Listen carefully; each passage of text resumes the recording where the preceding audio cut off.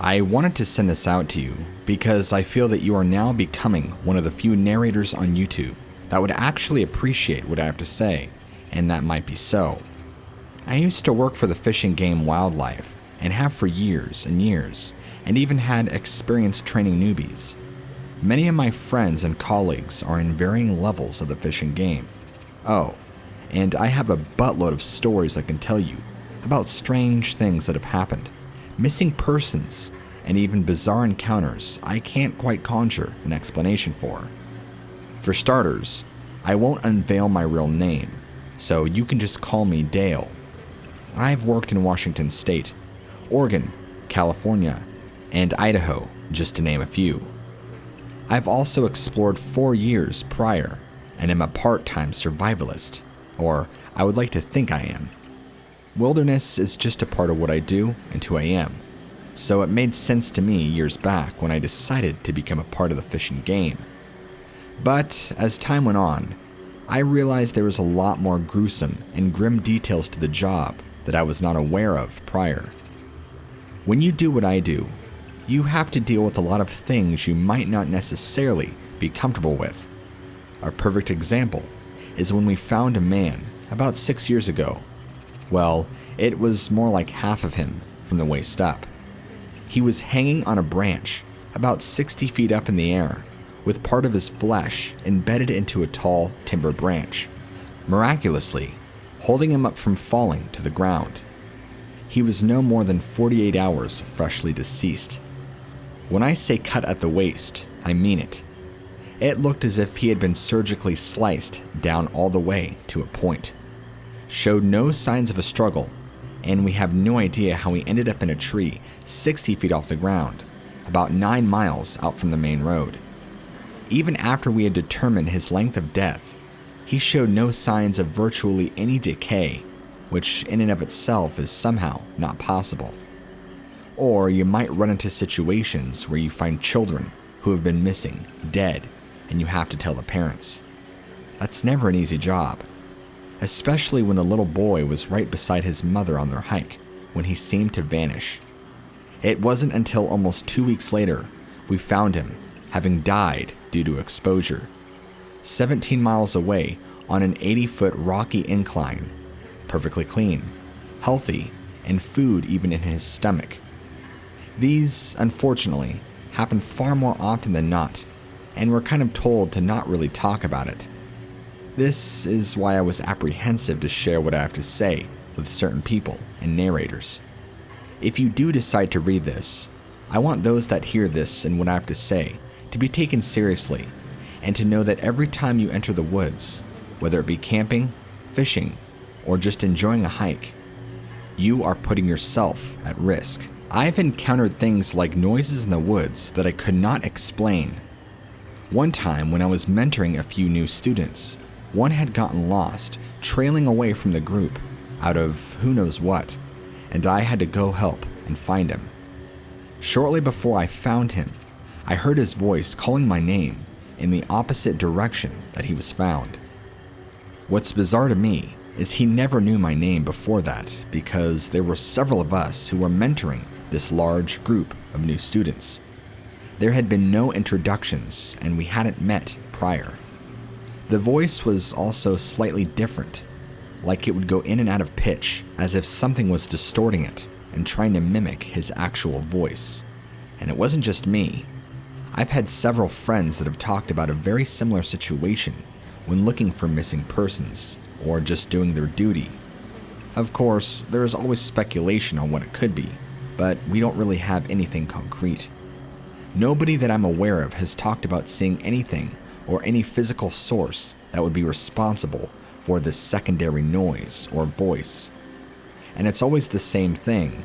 When they find somebody, the noise is always in a different direction, trying to lure said ranger in the opposite direction, away from the found person.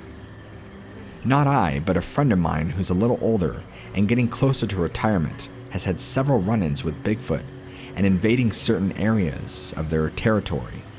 He has gotten rocks pelted at him and even a log thrown in his direction, nearly killing him had he just been a few feet over. I, myself, have found a few footprints that are clearly larger than any man could create, with an indent several inches deep. But without the proper casting equipment, there's nothing I can do nor record. It didn't take me too long on this job to learn and accept there are just several things in this world we can't explain, and that it is our job to conceal them from the public eye, at least the majority of things. These are just some of the many experiences that I've come to gone through in the past few years, and not even some of my colleagues can avoid.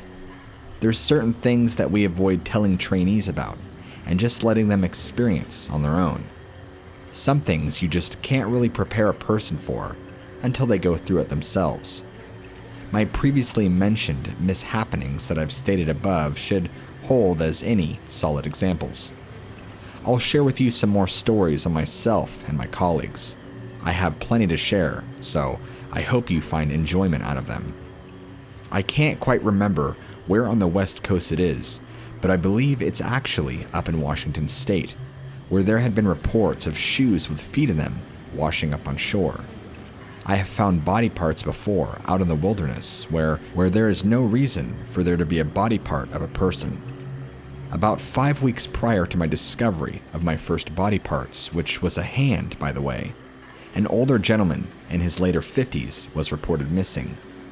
5 weeks later, I was the lucky one to find his hand lying on the ground next to a thorn bush in tall grass. I didn't realize it was his hand at the time. What I saw was just a severed human hand, cut at the wrist with perfect precision, and again, no blood. A common reoccurring theme in a lot of these body parts you find. I thought it to be a Hollywood prop at first, until I realized it actually belonged to somebody. Come to find out, it was actually the hand of the older gentleman that went missing. Again, another circumstance with zero decay or any sort of deconstruction of the flesh. When I said it looked like a Hollywood prop, I meant that. That would indicate that it was freshly severed, but could not have meant that he was actually alive for the time being. I'll never know, and they never did find his body, and he was one of the many cases ruled of an unknown outcome. His severed hand even still had his wedding ring on, which didn't have a drop of dirt on it. Perfectly clean. Been gone for 5 weeks, and there was not any dirt or any mishappenings to this hand, or looked like he had been outside. Somehow, this severed hand managed to be free of all imperfections like blood, weathering, age, dirt, etc. It's unfortunate, but it's not uncommon to find body parts of missing persons and to never find out who it belonged to, let alone the rest of the body. Another time I was on my way to a section of trail that I was busy closing off for the season, where I felt closely followed in the woods, but what I saw to be a blur of light. If you've ever seen the movie The Predator, the first one, it's in the jungles. It does this camouflage where it's transparent, but it has a blurred outline, making it somewhat visible when moving. That's pretty close to what I saw, but there were several of these surrounding me and following me down this trail off in the wilderness besides me, going silent when I would stop and listen, and taking tiny steps, moving swiftly like a cat about to pounce on a mouse when I would pick up my pace. I've been out at night on rescue missions, training missions, and the likes, and have seen yellow, green, and red eyes staring back at me from the darkness, with heights taller than myself. I have felt the woods go quiet, and the feeling of death imminent around me. I don't want you to perceive the illusion that things don't happen to us on the job, because even though we experience a variety of things for those that are unprepared and overly brave, there are always still going to be consequences. In the time that I've done this, I've known 2 people now that are now gone. The first was a younger gentleman in his later 20s who had been on the job for about 4 to 5 years. He had gone on several expeditions together with me, and that I worked with him during training newbies. One day, he had wandered off the trail where he was assigned to go, and I never found a trace of them again, which was disturbing, to say the least. A couple of weeks go by, and we find his hat and a torn piece of shirt about 3 miles away. There's a reason this stuff doesn't reach the public news, because if people knew about anything that went on out here, there would be so much revenue loss that industries would tank. At least this one, minus extreme amounts of panic. One interesting account comes to mind, and it's a colleague which I am very close to. He claimed to have been out surveying an entire area where he witnessed what he thought was a mountain lion at the time stand up on its hind legs and attack a deer as it leapt off a rock. It acted just like a human would, and even moved its body in the same way. It even appeared to be larger than an average mountain lion, but physically it resembled one down to a T, other than its abnormally large size. The same colleague of mine has mentioned on multiple occasions about seeing strange colored lights in the forest deep at night. There's been times he's been stationed in certain areas and can see blue, green, and purple lights miles off in the distance where there's virtually nobody around. I'm talking beyond trails and places where people ever camp. There's no explanation for glowing fading lights down in the trees that are about 5+ miles away. They only last between 5 to 10 seconds at a time, but says he sees them every now and then. Off the top of my head, I can recall a very bone-chilling experience that me and a close colleague had. Not the same colleague as I just mentioned above. This was when I was a little bit more newer to the game, but I'll never forget this one. Oh, and forgive me. I have so many stories and experiences to share with you that I'm kind of just recalling them as I write this, so please bear with me. And if I forget some good ones, I'll be sure to follow up with you in a different email. But anyway, I'll continue. This other colleague and I just discovered what we believed to be a tunnel that we weren't sure where it led to. This wasn't just a cavern or a tunnel that was created out of rock. This was dug and created by a larger animal. The entrance to this tunnel was maybe only 3 feet in height and probably the same in width. Enough that if I were to get on all fours, I could probably crawl through. What really bothered me and my colleagues so much was that we had heard a person screaming. Well, actually several people screaming that led us to this tunnel entrance. We believed to have heard the screaming inside the tunnel. We couldn't exactly dictate how far into the tunnel we heard the noise, but it was clear as day a person screaming. We had yelled back, waiting for a response, but received none, and the overwhelming odor of rotting flesh and death bellowed out of this tunnel like no tomorrow. We had called for backup, and the people who ended up going into that tunnel, the rescue team, whoever was in there, never got to them. They crawled about a half mile in and came back out and said there was no signs of anybody, just a tunnel that continued with lots and lots of human bones. The screaming had come to a halt the entire time these individuals began crawling through the tunnel to try and rescue what they thought was people. And when they got to the end, they said it just kept going and that it was futile. I don't know if this is exactly ethical or if it was supposed to happen this way, but they seem really disturbed by the whole incident, like they saw something in those tunnels they don't want to talk about and that they wrote it off. They were pale as ghosts upon exiting, and these are trained rescue men and women that do this on a daily basis. I guess it should be commonplace to be disturbed by many of the experiences that we all have out here, but some of these men and women that do these jobs are hardy individuals and are not put off easily. I've told some of these stories to my close friends, in which they'll always ask me, what do I think about it? What do I think it was, etc. To answer simply, I don't have an explanation, because I really don't know. I have no thought to even what would cause such a thing. Some information that I was let in on was that many satanic rituals are performed deep in the woods, and I don't feel comfortable giving out exact locations. Some of my older friends and colleagues that I've worked with for years can tell you all the hot spots that these go on at, all around the areas of the Northwest, down to California, where even more freaky occurrences happen.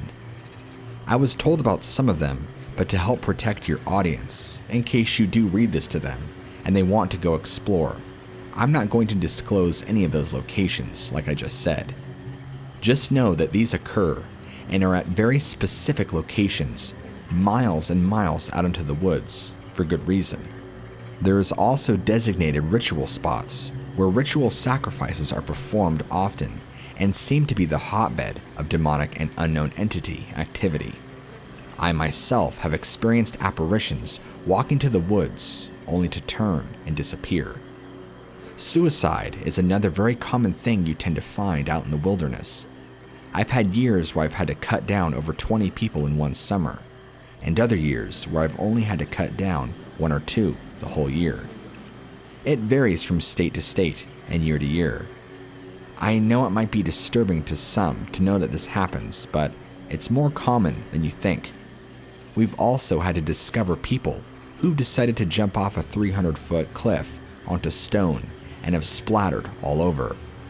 I can't tell you the exact time that I became disheartened and numb to these things, but eventually, you just kind of get used to being in uncomfortable situations.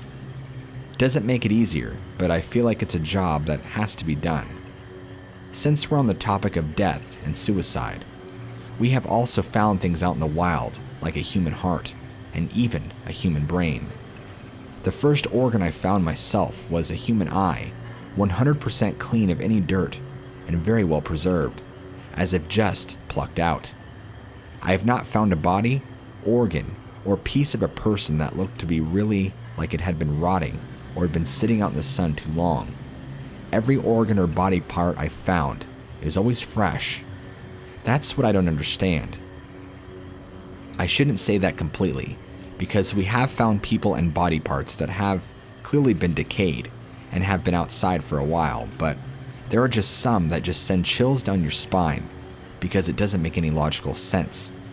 It leads you to understand there's something going on that you will never fully know and never fully grasp. Something I should also address is that I've been asked before on sites like Reddit and Quora, and even in person, if I have ever encountered anything like stairs in the woods, like so many creepypastas used to do. To that, I would say yes, but let me clarify and explain my response. I haven't discovered a random set of stairs in the middle of nowhere with them leading to nothing. But I have experienced on one occasion a stairwell that went down into the ground that led into an old abandoned basement of a dilapidated, non-existent house. I shouldn't say non-existent, but the only thing that remained of this old house was the concrete foundation, and even that was not fully intact. The basement, though, remained fully intact somehow, probably due to being cut off of contact of weathering and any animals. The basement also seemed to be below the flooring of the foundation, staying well preserved. The doorway to the basement was so old and rotted that it was stuck in place, unless you budged hard enough. There are times where your inner explorer comes out, and when you come across these things, you kinda want to venture into the unknown, even if it's just for a moment. This was an instance where I started going down the steps toward this old door, because I've passed by this dilapidated used-to-be house several times, and as I stepped down those steps, I got the worst feeling you can imagine. Like my entire being was screaming at me to not open that door and to go down there. It was like every negative emotion you could possibly feel, all in one concentrated feeling. I've talked to my friends and colleagues about the same area, and one of the older gentlemen that I worked with explained to me that the basement used to be a ritualistic sacrifice area for demonic summoning.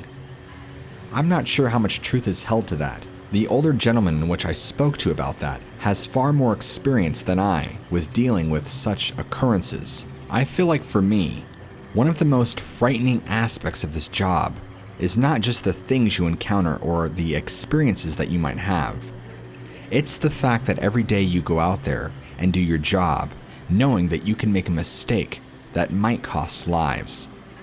I know these things are out there, and if you're not careful, you might be a victim yourself. Being aware of everything I've kind of told you about doesn't exclude you to the dangers of being in that environment that we are commonly in. This is why so many newbies don't last long. I've seen too many younglings come into the field, bright and happy, spend a little bit of time and get their feet wet, and decide it's not for them. Some of them are in it far too long before they realize it's late. There's a lot to handle on a job like this and feel like they're trapped. Speaking of trapped, another story I wanted to relate to you before I forgot, as it had just came to me. Years back, we had a very interesting situation with an 8-year-old boy who had wandered off the trail from his family and had gotten lost for 5 days. They were about to call off the search when they had found him alive nearly 20 miles away from the spot that he was said to have been lost with his family. He was casually playing by a small creek, having no fear or cares in the world. He was not filthy. In fact, his clothes were clean, and he looked like he had been eating well. His family was overjoyed, to say the least, to discover his end was not gruesome, and that he was well and happy. When we asked him what happened, he talked about a large bear man that grabbed him and kept him safe. Puzzled, he was pressed further with questions. What big bear? He said this large bear, much bigger than him with a man-like face, brought him there, feeding him cooked meat and berries and letting him sleep in its arms and other warm spots. This bear had made him a home. When we asked if the bear showed any signs of aggression or ill behavior towards the boy, he declined. He said this bear was very friendly. When we asked if the bear was around when we found him, he said the bear had trotted off to go find something to eat, and that the bear even spoke to him and told him what to do to stay safe. It's stories like that that you can't really come to a definitive conclusion to. Something grabbed him, and why he was targeted, I don't know. I've heard some things like in Missing 411, where children are targeted because of their brightly colored clothing, or perhaps they were a vulnerable and easy target. This kid was in dark camo clothing and was a chubbier, bigger boy. The fact he would describe it as being a larger than his father and a big bear, looking like a bear but having a face like a man, really didn't give us a whole lot to go on. We're not sure how to explain how he made it 20 miles away from where he was last seen, virtually unscathed.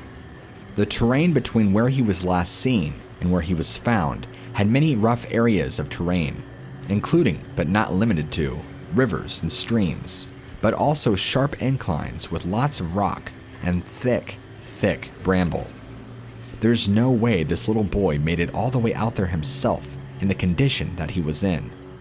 When pressed further on the issue of how this bear took him all the way out there, he said the bear just held on to him and jumped from tree to tree, and that he had been out there for days playing together. An incredibly disturbing account for all of us. After this happened, I had become aware of other very similar situations that have happened with other smaller children, being taken and sometimes being found alive with very similar descriptions of what happened and who or what took them. I'm not sure that we will ever know exactly what is happening out there. Many of us have tried to set up game cams in spots we know that nobody goes, or potential hot spots where we've had sightings or other bizarre experiences. Here is the weird part. Every time we've ever tried to do this, either one or two things happens. One, the game cams themselves are gone, with no trace of where or who they were taken by. I'm not talking ripped off the tree and smashed, just gone. Somebody or something took them, and this has happened more than once. Or two, this has happened less frequently, but still happens. The cameras will still be perfectly in place, undisturbed, but the SD cards will be nowhere to be found. We have not yet to retrieve a game cam with an SD card still in it, and we probably tried at least 15 times now over the past few years. This only happens though in certain areas, because if you set up a game cam in more populated areas where there are campers, there's usually more wildlife like deer and raccoons, and doesn't really seem to be any sort of bizarre activity. But stick it in an area where there are sightings or experiences of things beyond our explanation, and the game cams will go missing. I honestly wish I can give you answers to everything I've told you, because I frankly don't have any. I still remember about 5 years in, after having a handful of experiences myself, thinking that since the Native Americans lived so much in these woods and throughout the country, that they certainly have at least the same handful of encounters that I have had. I have since gotten to talk to some elders of tribes that I will not mention for the sake of their protection, that do indeed have far worse encounters than what I have had. They keep these things hidden away from not only us, but their people, out of fear and to keep their people still thriving. But they are not immune to what is out there. If anything, they are much more alert, respectful, and aware that they share the woods with other things. It is true that even people have fallen victim to the same things many of our people have. It is true that even their people have fallen victim to the same things many of our people have. Missing persons, finding body parts, half or whole of a person, or never seeing somebody ever again. In fact, I would even go as far as to say they are more wise because they know to avoid certain situations, and more importantly, avoid certain red areas. They know what energy lurks in these areas. We've had various guests leave multiples of these parks that I worked at, complaining and leaving in fear of things they have seen themselves. I'm not just talking about translucent beings, bright lights in the sky, or weird feelings of energy and magneticism. I'm talking about actual sightings. I've heard it all, from Bigfoot, Dogman, to other more elusive creatures like demons, and even Black Panthers. I think it's important for all of your listeners to understand exactly what I've been stating this entire time, that if you're going to go camping or hiking or gallivanting into the wilderness, whether it be a national forest or just an untouched piece of land, you need to be prepared for what is inside of it. For too long, people continue to ignore what's really in the woods, hidden behind certainty and a false sense of bravery because they feel like they've spent so much time in the wilderness without anything happening. Well, guess again. Remember, folks, all it takes is once, and all these people that have disappeared or have had an encounter or a sighting had the same stance as you do before it happened. The forest is not our place, and we must respect it.